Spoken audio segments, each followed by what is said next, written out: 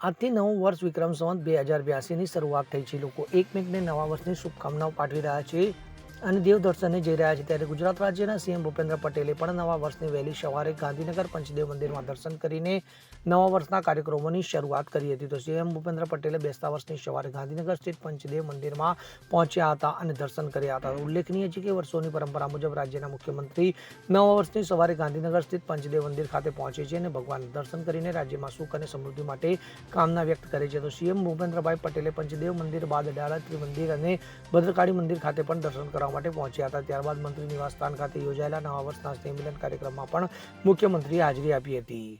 Bureau report CN24 news. હવે જુઓ દેશ દુનિયાની તમામ ખબરો તમારી આંગળીના ટેરવે. ઉઠાવો મોબાઈલ અને Google Play Store પરથી ડાઉનલોડ કરો અમારી CN24 ન્યૂઝ મોબાઈલ એપ.